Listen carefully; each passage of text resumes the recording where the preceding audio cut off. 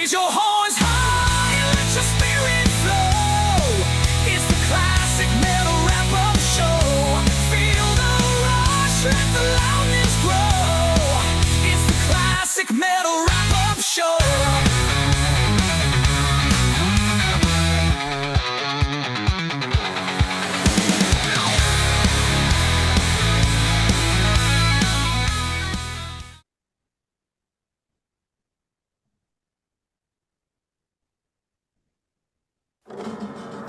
Previously on the Classic Metal Show. Tomorrow say, I don't want my car anymore, and be done with it and never regret it. Yes, true. You know, That's got me. Watch this guy. Look. AK-47. Yep. Either that or an AR-15. He's flagging that gun around, pointing at my workers. They were on their way to their cars at this point. Wendell, a couple of them just stole the car and they had a gun.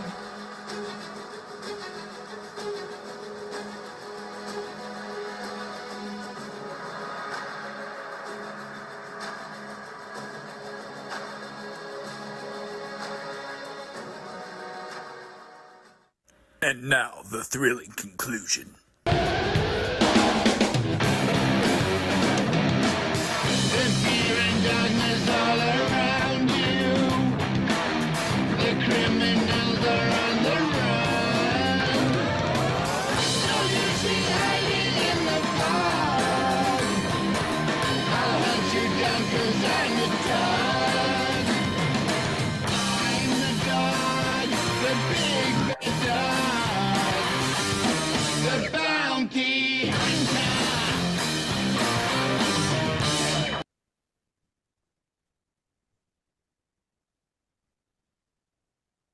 All right. Well, ladies and gentlemen, there is the evidence of the crime after my brother Wendell returned from his Las Vegas run with Don Dokken. Apparently, he ran into some trouble in the Chicago area, having his vehicle stolen at gunpoint, ladies and gentlemen, for those of you who are not apprised of the situation. So... Yeah, Andrew put that video together. I think he gave Neely too much credit and made him Dog the Bounty Hunter. That guy at least runs into situations with bear mace to stop crime, you know? Right. Well, I was just playing on his favorite joke about himself, and thought that it would be funny if we... Because in his head, that's exactly how he sees himself. Like, oh, if I ever caught up with those guys. Well, he kind of said that the other night, too. Oh, if I ever catch up with those guys, you'll do nothing. Shut the fuck up. Jesus Christ. The chance to do something was there in the moment, and it did not appear that anyone was willing to take on the gunfire, which is smart. I'm not blaming Brother Wendell for that.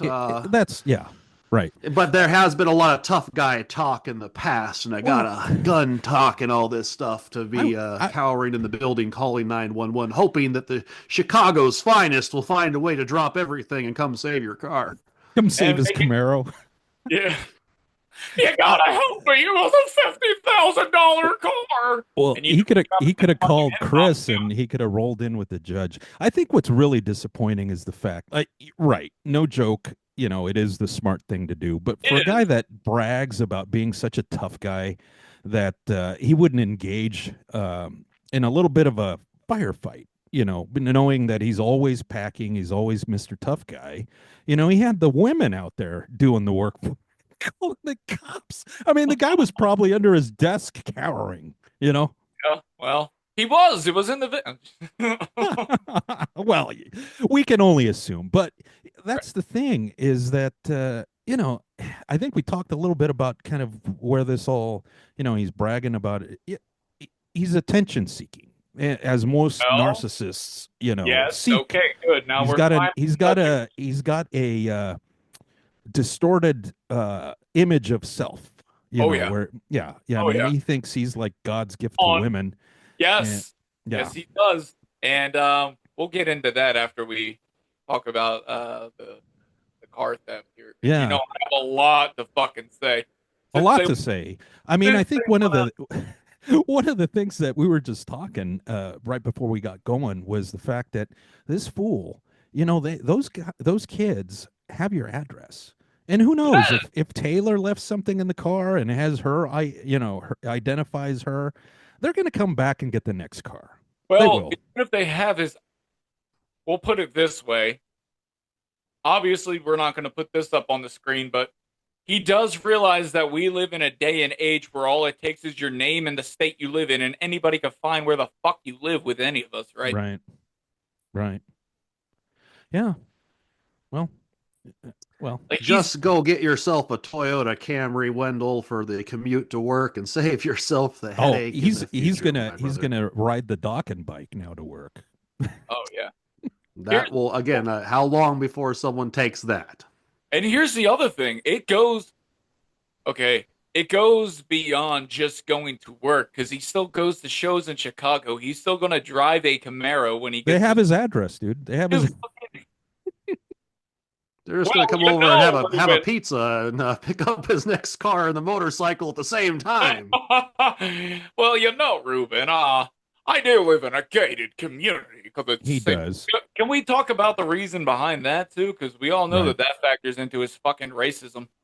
Also, I want to know where the fuck is he working that they're just the N bomb around in the fucking office, and there's a huge implication with the fact that they do that they probably don't have any black employees there, Right. which is a lot. Right. He really emphasized I've never that. worked in a workplace where they just run in and go, Right. "Hey, Yes. N-bomb." Never. It's But- the culture. It's the culture at work. The other thing too is, Then as he we doesn't mentioned, know why Jericho won't come on. or Plush. Or Plush. You know, I think he's the reason. Again, we don't know for sure, but we can only assume that, you know, that kind of eroded those relationships. Probably a determining factor, to say the least. Sure. Yeah. So, all right. Well, the car got. I think what surprised me the most is the fact that a guy that, well, and Chris too, both of them, you know, they're braggadocious about their hardware, and they even have it on camera.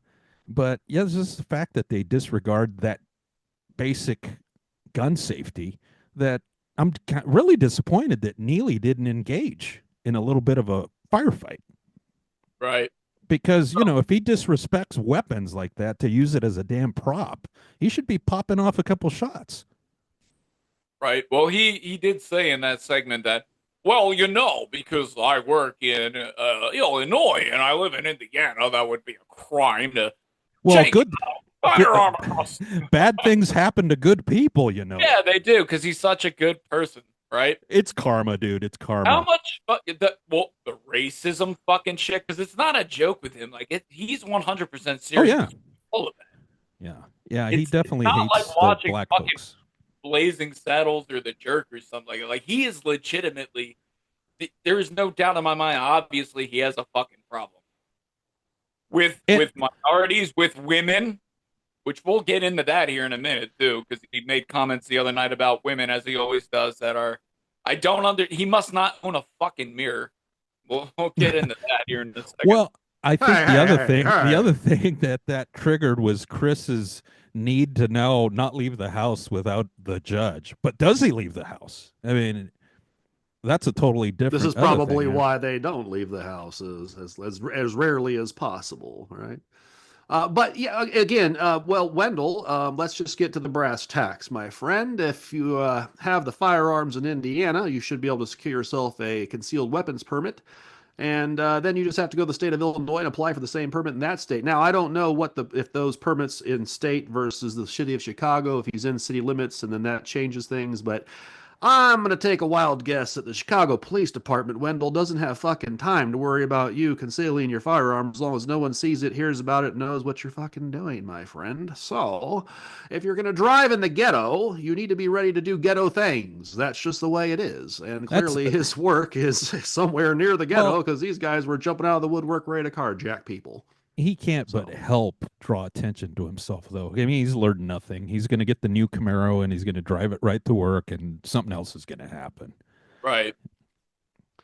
Now, in this situation that we're discussing here, where the gentleman, once he brandishes a firearm and starts waving at anyone in the parking lot, he is technically fair game. You don't need the cops or a security guard or anyone else to give you permission.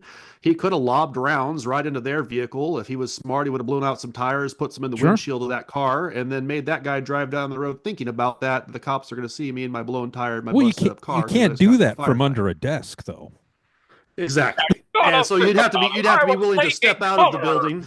You have to be willing to step out of the building and find some cover and engage.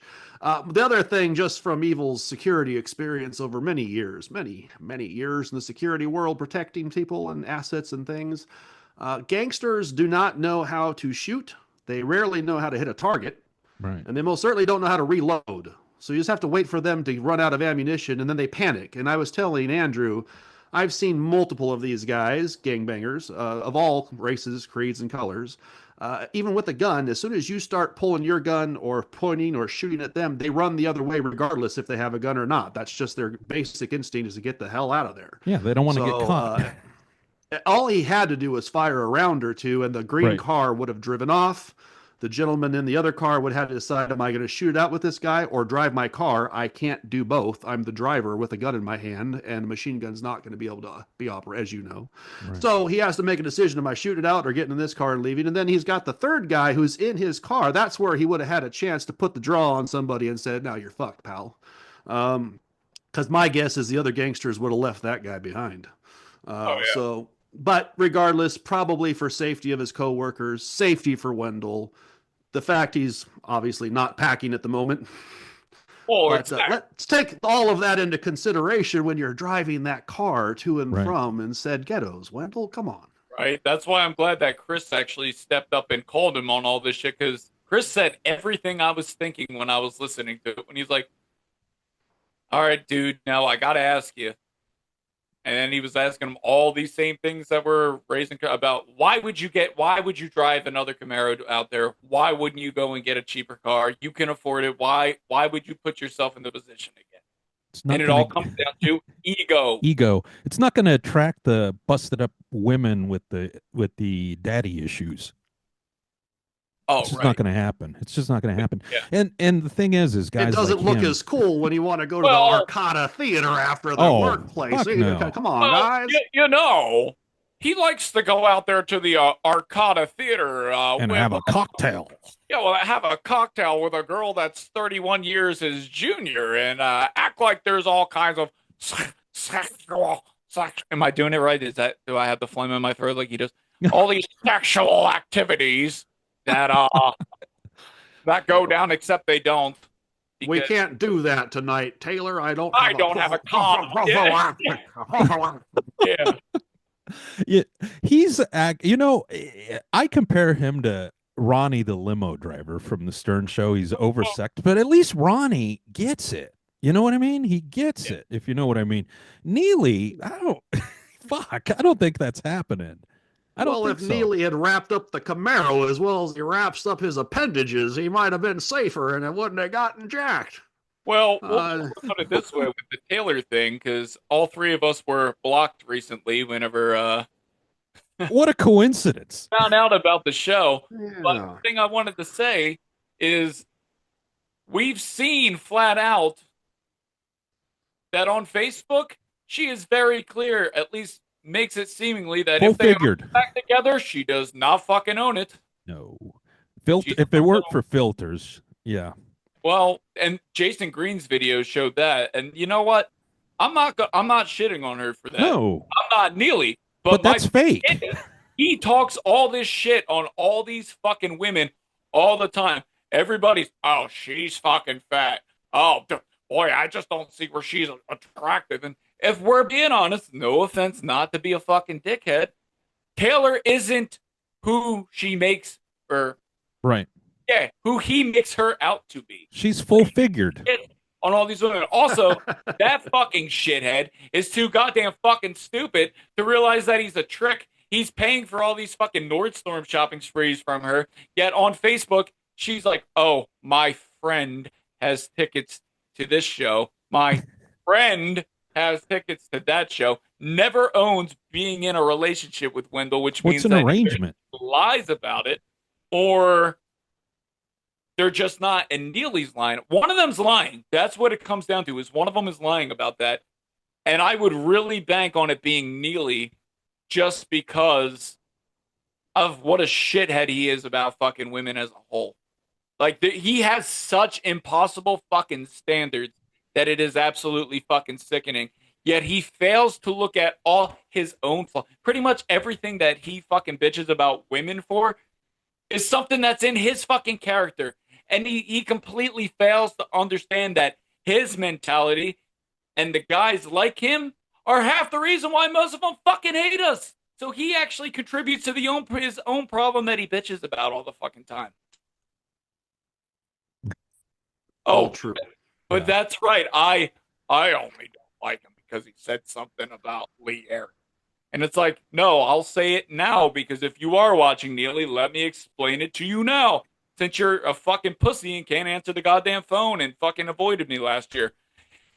Lee Aaron was the example of somebody who has aged gracefully that you still find all these fucking flaws in because you refuse to fucking stick with women your own age for whatever reason. You got to go younger because you're a fucking ghoul. God knows how long you've been attracted to people 30 years younger than you. Were you attracted to people 30 years younger than you when you were in your fucking 40s and they were 10? How far back does this go? There are fucking issues with him that either he's not addressing, somebody's not addressing them. He needs help. Because I'm gonna have a fucking stroke. Jesus Christ. Hold on, let me get my composure. Somebody else talk. I'll fucking He's way too invested in this. I'll just leave it at am. the car thing. But yeah, no, I mean, I think anything that Andrew just pointed out, I think anybody that's listened to the show over the years is aware that's an issue. And it really is over the top. I think what really eroded the show was the fact that it's week in, week out the same stuff, and this being one of the topics. Yeah. So, I mean, you can only have a conversation about that so many times when it's like, here we go. Okay, I compose myself. And none of us got into the show. I want to make myself clear, because we're going to get into some other things here that have become hot button issues behind the scenes that we're just going to throw on the fucking table because we got nothing to lose here. Number one, Wendell, you sanctioned the show. We had a conversation on the phone. You told me it was A-okay to do the show. Now it sounds like behind the scenes you have some problems with people or things you think are being said that you're not actually hearing from us, because I'm betting you're not watching our show, and you're not a part of the Facebook group, so you're hearing rumors and innuendo that is not true. If you want to call us on things we're saying, we will leave an open door, an open forum here for any one of you in the CMS land, Mr. Aiken, Mr. Wendell, Don Dokken, BJ Zampa, anybody out there. Everybody's got a problem. You can come on the show and we'll talk about it like men. We'll say what our issues are face to face. My guess is, just like when you got on the phone with me, things will be worked out between us once we're one-on-one, because you won't have the fucking telephone game that's going on right now. Right. Or they'll be seemingly worked out because I don't really like to challenge anybody. Now, we all are fans of the show back in the day, the old show. But that show does not exist anymore. We have now dwindled the show down to constant political diatribes, constant hot button topics, societally, culturally, that have nothing to do with the music that we were all here for, when there's plenty of subjects to dive into right within the music that's happening daily that you're not covering. And some of these you're not covering because of your own personal biases, which we'll get into. We're gonna cover them. That's the reason why we started this show, and you told us to do that. Aiken and you said, we're not special. Anyone can get a microphone and start their own show. And here we are. Here we are, the Wrap Up Show. Show. My only issues with Wendell are, yes, sometimes my friend... Wait, I do want to say this. Except all of us are literate and can, in fact, read.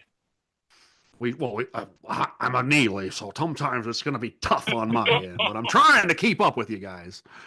But my issues are very clear here. Number one, if you're going to dish the dirt and the shit about DLR and Vince Neil and any other singer you're going to pick on, then Don Dokken needs to be thrown in there too, because as we're going to find out later, he can butcher a song with the best of them. And number two, I don't hold the same feelings regarding the racial issues you constantly are beating the drum on. Some of us have been raised in California where I was around all kinds of people, all kinds of shapes, colors, guys, sizes. That doesn't play for me. I don't want to hear your show when you keep going on about that. That's just my take. So this is the reason why it's become a situation for me to even listen to the CMS, to even have a wrap up show, because I don't really want to hear about your politics or your racism. Now, as far as the women go, agreed. You want to have your own taste, your own opinions, fine. No one's knocking you for that. You can do what you want to do. It is a little bit weird, and I've said this all along, that you like the 30-year age gap. That's a little too Holly weird And for that he's me. obsessed with the weight shit. Everything Yes. is weight. Everything is weight to him. So let a Brother Evil step in for Brother Wendell and say, all those little thick mamas you don't want, you just send them over to Brother Evil and I'll take care of them. But lastly, before we move on to this other well, if you have some other things you guys want to discuss regarding, but if you're going to call us on our shit, make sure it's the shit we actually say on this show that you've heard from us, not things you've heard from Freemasons or women on the internet who then Ford block escorts. everyone and or whatever other people that are reporting back to you that you think are giving you. Just come to the show, listen to our show. Or I will say this for the record. 2 emails have come from me to Wendell, inviting him on the show, not even to discuss any of these other topics, but to help us cover some Dokken album to album. Yeah. No answer back. So that's up to you, Wendell. We have, you may not like us for whatever reason. Maybe you feel like we're stepping on your toes, but we're doing it because you've decided to take your show in a different direction. And the wrap up show is going to step in and fill the gap because you said you guys weren't special. Anybody can do it. So we're going to do it. Well, and my problem with him is just I can fucking see through him. And I think a lot of the shit he says is fucking weird. And again, he's okay, fine. Yeah, people can have their own opinions, but there's time and place. And all right, I've always subscribed to the idea that if you don't find a certain type of woman attractive, you also don't have to fucking say anything about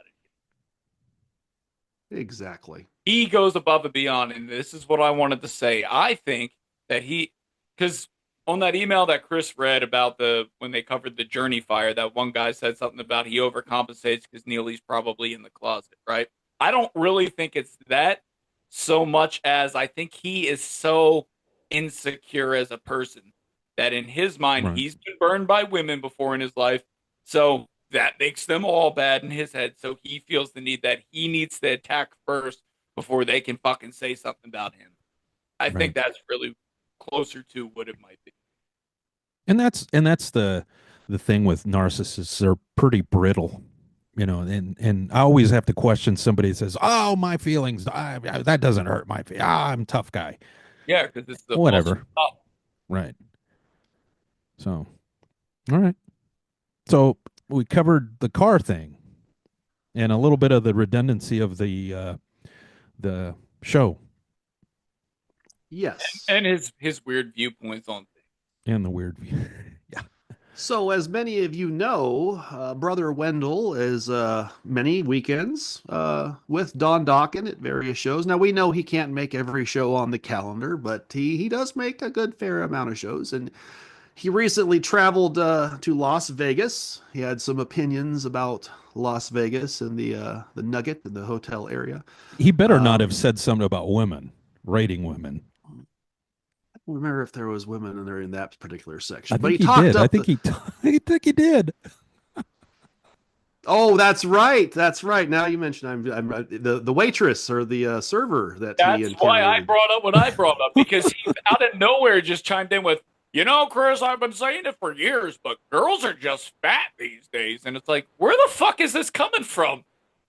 This is not because a waitress. I'm shrilling like Eddie Trunk.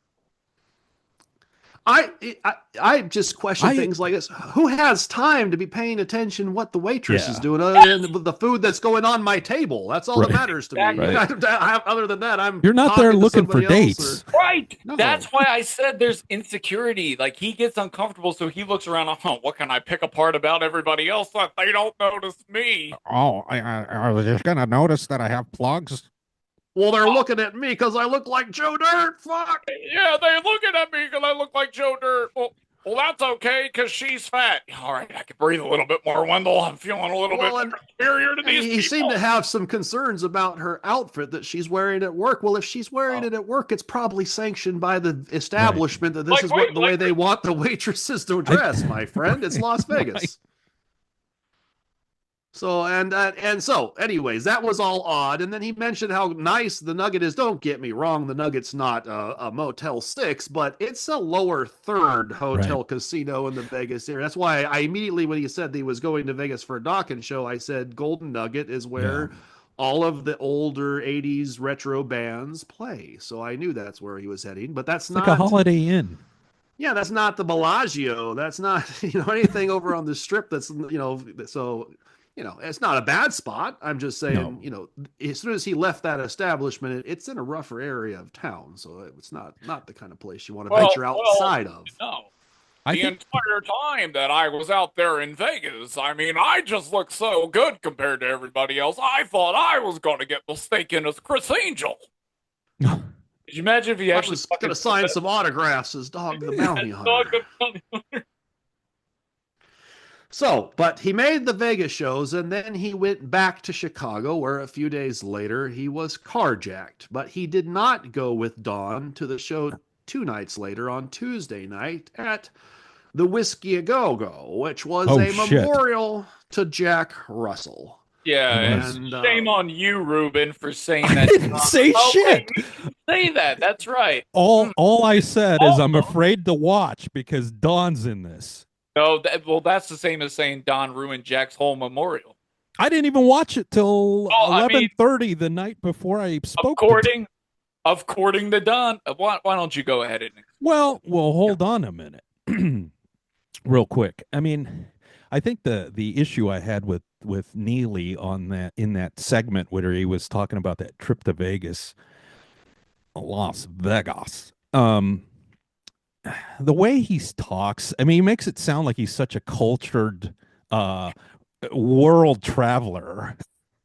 And that really that's hysterical and irritating at the same time, because it's like, dude, yeah, it's just funny. I thought that was hysterical.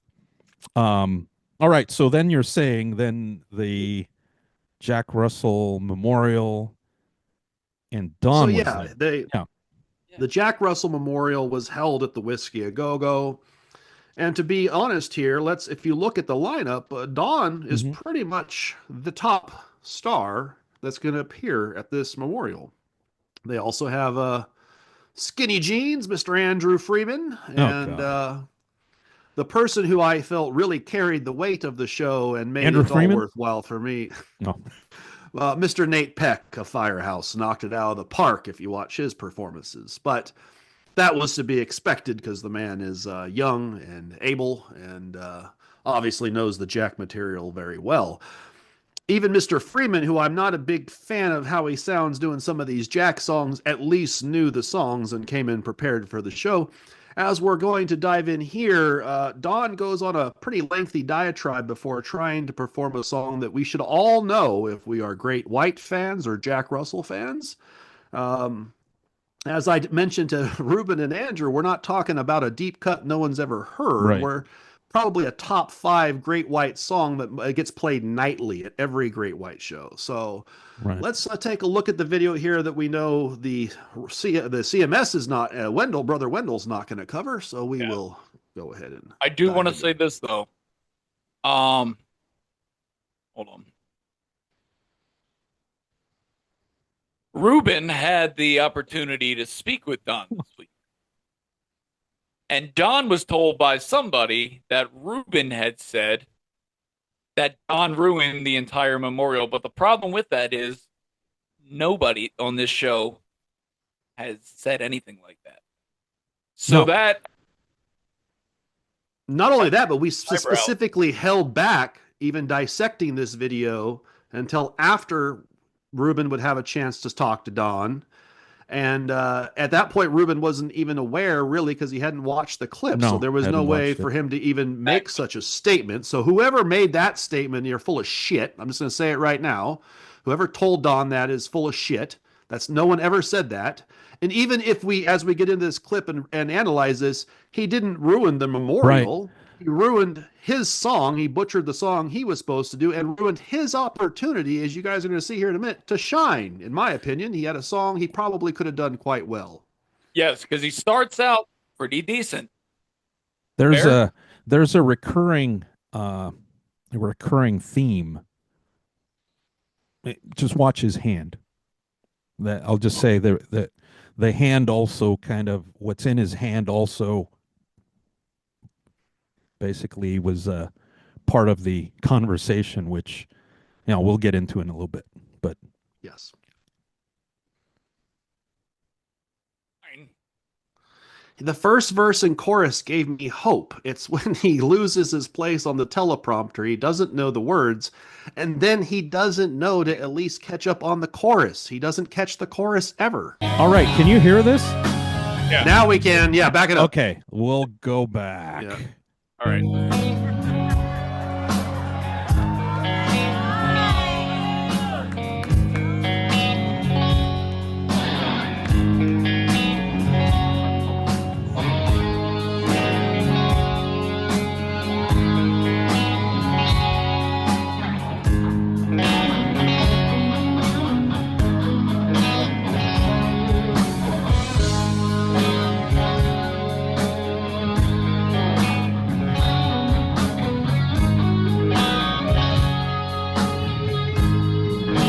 So far, so good, huh? Yeah. Yeah, the band sounds fine. And Yeah, Don, the like I band said, sounds- Don's going to get through the first verse and chorus. It gave me hope. The song is Right. in his vocal range. If he would have Right. just knew the words.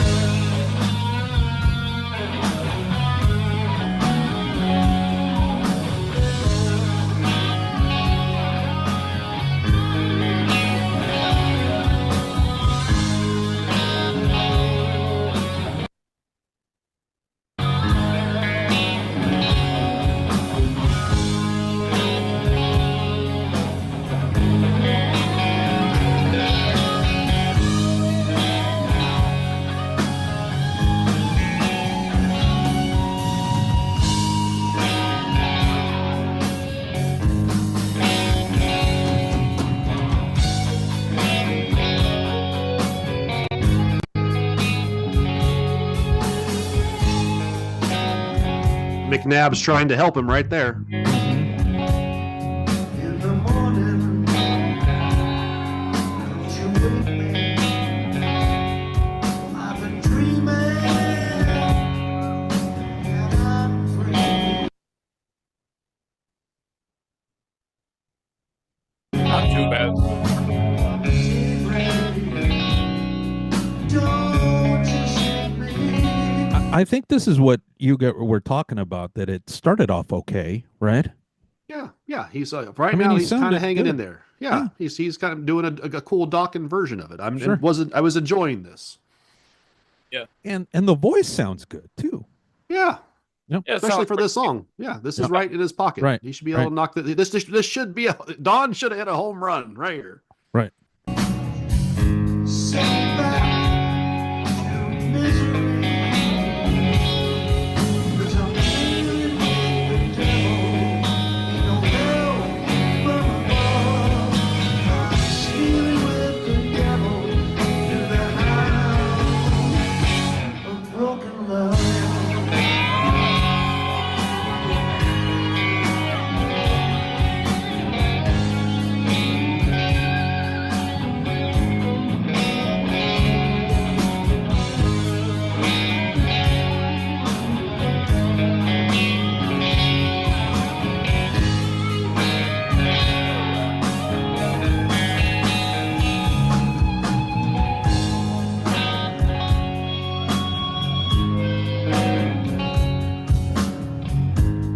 we go.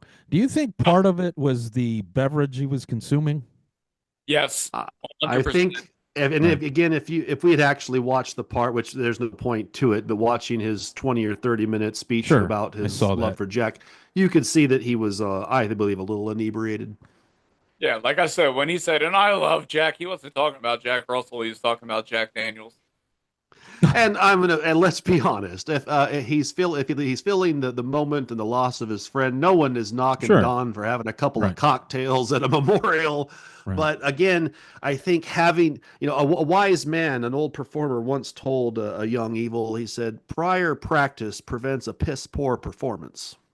And there is zero prior practice by Don Dokken before he does what he's about to do here over the next, Right. well, 3 minutes more of this Yeah. song. All right.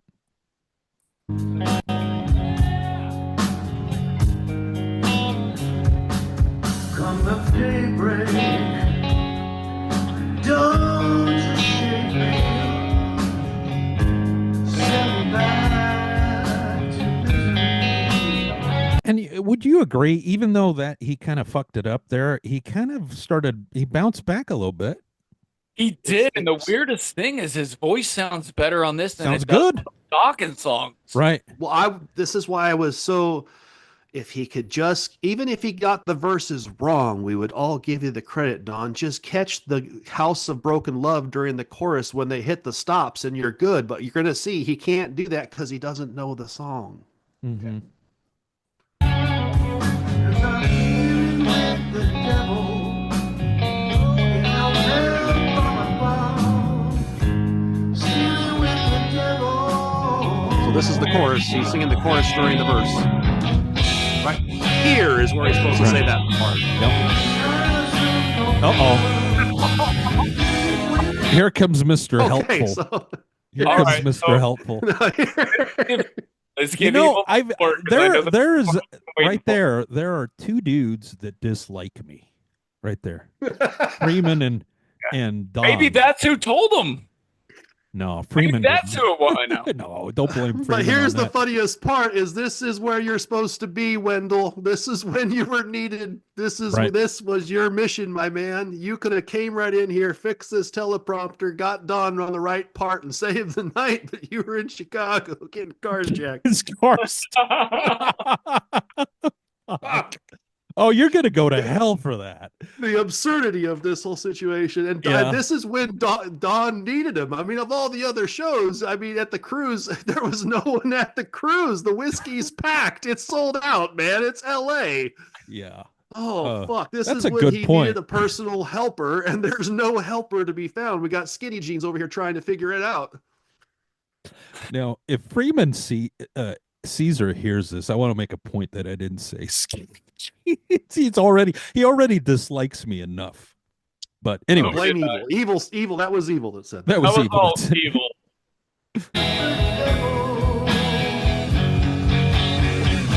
With this house of broken love. Okay, so he's hanging on right here for a second.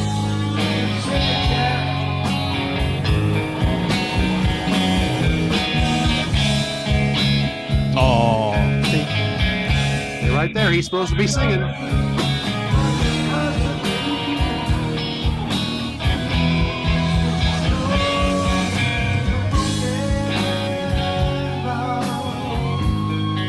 Well, he tried. He's trying to figure out where he's Here- supposed to be. oh no! Here he comes again. I didn't know it Because happened he's- the second Yeah, time. he came back twice. He came back Well, twice. because the thing's not working. I mean, John doesn't know the verses. Do you think he's flipping pages? It looks to me from the other camera angle I saw from the Nate Peck supplied Okay. version, it looks like there's an iPad down there Oh, that Don's shit. trying to read the Well, words. there's no which way is he what can read that. That was my point. As someone, I'm half Don's age, and I can't read a fucking iPad when I'm Sure. standing on the stage at the Whiskey in the Dark. So how is he going to read that? That's number one. So this is where Wendell needed to be there to save the fucking day, Wendell. And so as a personal assistant, I would have said, Don can't read that. Number one. Number Yeah. two, Don, you got to go over the words the day or two before the show, at least But- listening to it on the airplane or the drive from Vegas, because he had to go from Vegas to LA. That's probably the travel. He was Sure. 2 nights before. He's in fucking Vegas. So take the time to listen to the song just a couple of times. And then at least you would have an idea of a verse to go back to if you didn't know the next verse. You could just repeat a verse. No one would blame you. But he gets lost here. As you can see, he's drunk. He's looking for the screen. This guy's trying to fix it. Wendell's nowhere to be found. It's just, I'm just saying, man. I thought this is what you're supposed to be there for. You're sticking it to Wendell. So it's actually Wendell ruined Jack's memorial. Yeah, I'm just Wendell saying. Okay, well, we've all heard. Fault. Fuck that guy. I'm just saying, we've all heard on the show. Remember the time he said that he had to go collect the money from the guy and kind of get serious with him and muscle up? No, he didn't. Rocky Balboa. Well, he makes all these claims that he's doing this for he's Don. a narcissist. He's gonna lie. So okay, but why? And we've seen footage of you flying to the whiskey to go see Stephen Piercy during COVID to see him do a show there when no one was there. Why would you not be there for Don at the whiskey for Jack's memorial? Fuck. Anyways, he had some poontang. Because you mentioned, and if you couldn't make it, you could have called Brother Evil. I would have substituted in and fixed this issue for Don, and he wouldn't have been so screwed up. You know what my favorite Neely comparison of himself was, since you mentioned him being a narcissist and acting like he's characters in movies and shit, or trying to portray himself Charles like Bronson. He thinks he's Charles Bronson. He does. But the one time he talked about going out to see Don, he said that him and Taylor drove out there. He's like, and people were just staring at us. We were pretty much like Joe Pesci and Marissa Tomei and my cousin. And it's like, no, you shut the fuck up. Yeah, right, I think Pesci would have engaged in a firefight. Yeah, exactly. Let's finish the train wreck here, though. We have this. We're still getting into where. Well, for the record, I did not call this a train wreck, just in case this gets back to Don. No, actually, Evil Knievel. Yeah. No, not that it matters, but we'll get to that in a bit. I just want to say the fellow that helped with the Dokken interview was a really nice dude.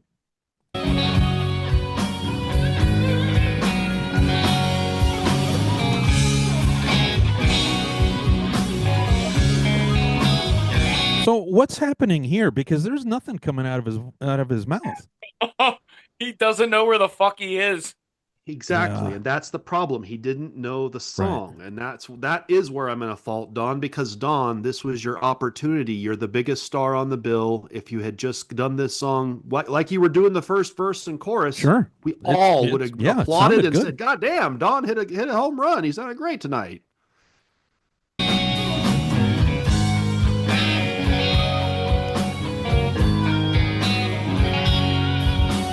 Words should be coming back in right around here.